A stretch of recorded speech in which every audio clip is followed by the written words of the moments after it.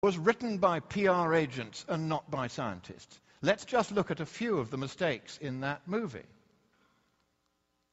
Here, for instance, are the 9 lies which Al Gore was found by a UK High Court judge to have perpetrated when we took this film to court.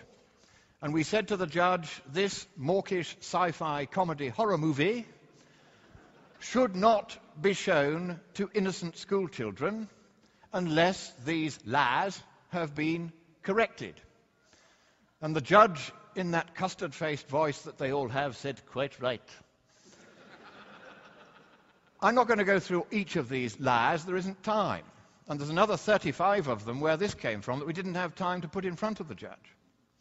But this was enough to establish the principle that 77 pages of corrective guidance had to be sent by order of the judge to every school in England before innocent children could be exposed to this utter drivel in the film. We're going to look at just some of that drivel now.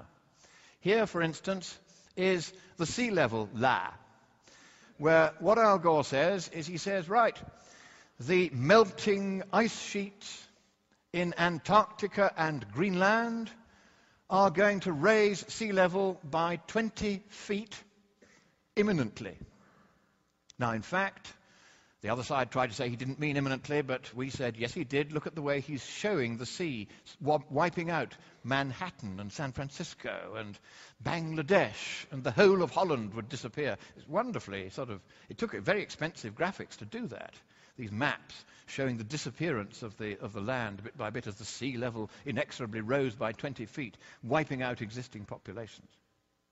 But actually, even the UN's normally excitable climate panel says that those ice sheets will only contribute 2 inches to sea level rise over the whole of the next 100 years. That's what the science says. But this is what the judge said.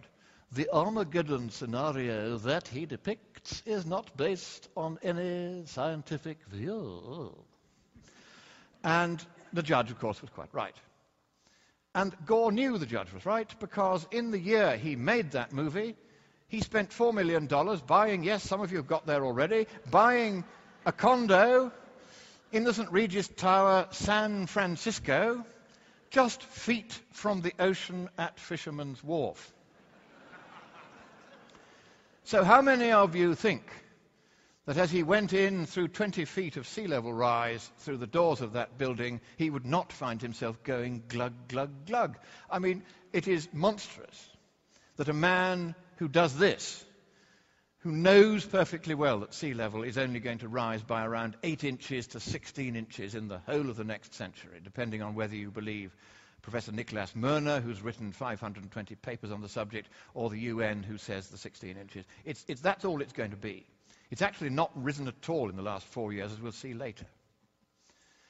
Then there's the polar bears lie, where he quotes a scientific paper saying that polar bears are dying all over the shop because of global warming. Here is the actual paper that he was quoting from, Monckton Gleason, 2006.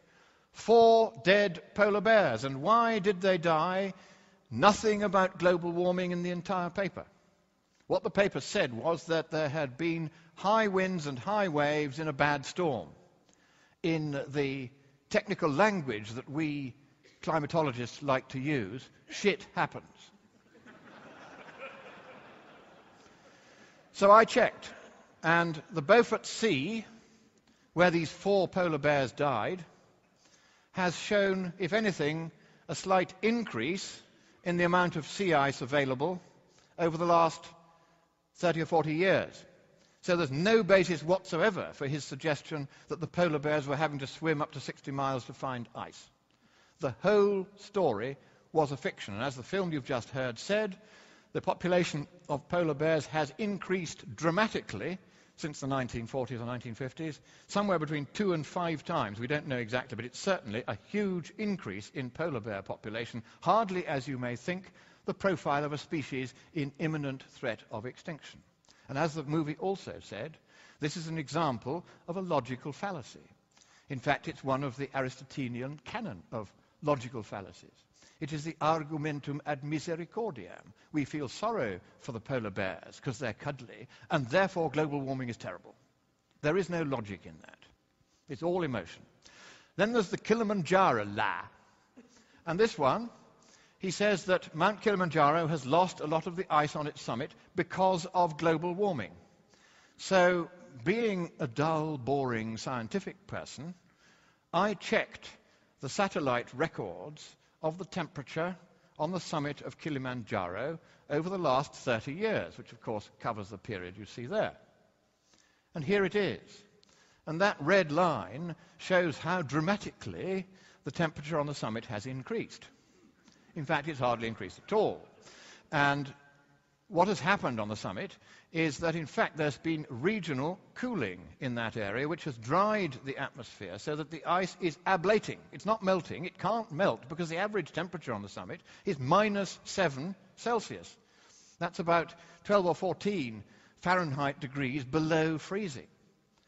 And even the maximum temperature is well below freezing, about 3 Fahrenheit degrees below freezing, the maximum temperature ever reached in that period. So what's going on? There's the cooling. That's from NASA, showing the cooling in that region. So whatever else was causing the ablation of the snows of Kilimanjaro, it certainly wasn't any kind of warming, whether global or other.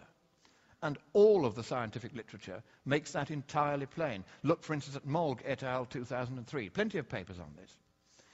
And most of that ice had already melted by the time that Hemingway wrote The Snows of Kilimanjaro in 1936.